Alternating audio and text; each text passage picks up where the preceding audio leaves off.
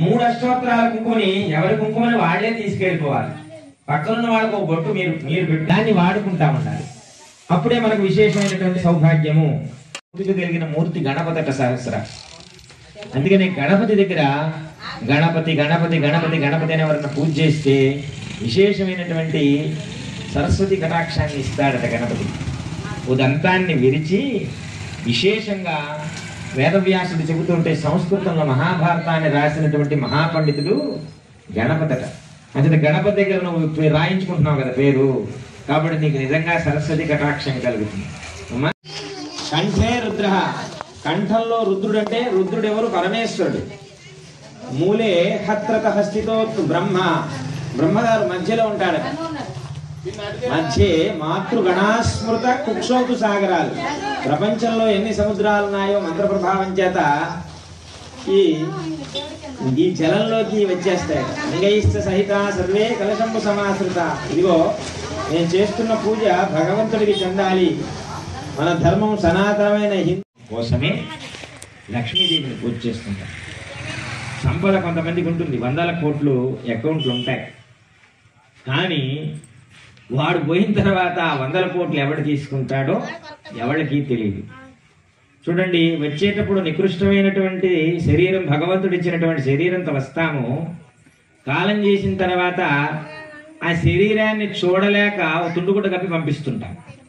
పుట్టుక చావులు రెండు పరమేశ్వరుడి చేతిలోనే ఉంటాయి.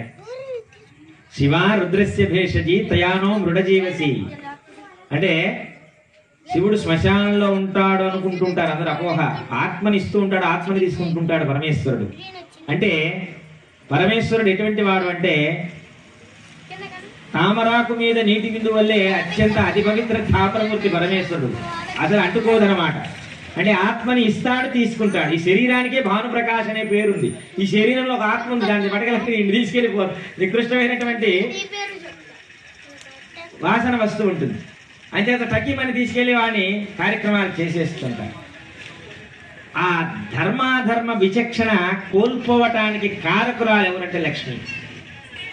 అందుకని లక్ష్మిని అలక్ష్యము చేయకూడదు.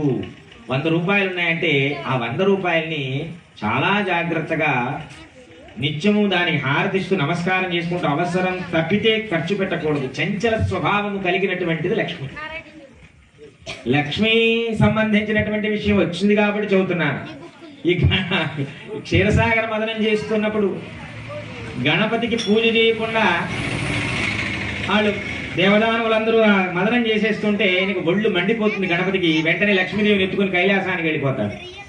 ఊరి నాయన లక్ష్మీదేవి లేకపోతే ఎలాగా? ఇప్పుడు మనందరం మదనం చేసిన తర్వాత మరి కూలి పని చేసినప్పుడు వాళ్ళకు 100 రూపాయలు ఇవ్వాలి కదా, వాడికి డబ్బులు ఇవ్వాలి కదా.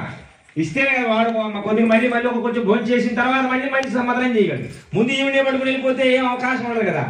అమ్మ మొత్తం ఉన్న రూపాయంతా పట్టుకుని వెళ్ళిపోయాడు ఈయన అని చెప్పి అందరూ దేవతలందరూ పరిగెట్టుకుంటూ వెళ్ళి మళ్ళీ కైలాసంగా పరమేశ్వరుడు నమస్కారం చేస్తే బ్రహ్మగారు దండం పెట్టి, అయ్యా నీకు సిద్ధిలక్ష్మిని బుద్ధిలక్ష్మిని ఇస్తావయ్యా, సిద్ధి బుద్ధుల్ని ఆవిడనే పెళ్లి చేసుకున్నాయన, నీకు దండం నాయన, 2 భార్యలు ఇస్తున్నాము, ఆవిడే లక్ష్మి, ఇక మిమ్మల్ని అలక్ష్యం చేయమని అసలు లక్ష్మిని కిందగా తీసుకుపోయి సిద్ధిలక్ష్మి బుద్ధిలక్ష్మి ఇస్తారు. అందుకని గణపతి విష్ణు స్వరూపం.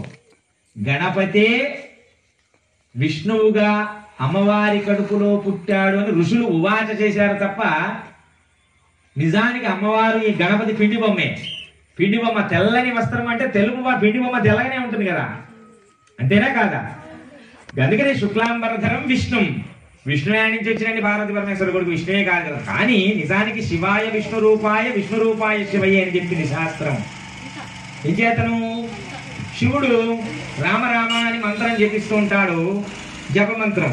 అలాగని ఇప్పుడున్న రాముడు అనుకునేరు, ఈ మన సీతారాముడు అనుకునేరు. ఆయన 16 లక్షల సంవత్సరాలకు సంబంధించినటువంటి వాడే, 16 లక్షల సంవత్సరాలకు సంబంధించినటువంటి వాడే రాముడు. కానీ రామ అనే నామానికి ఒక అర్థం ఉంది. నారాయణ అనేటువంటి అక్షరంలో రా తీసేసామనుకోండి నాయన అవుతుంది.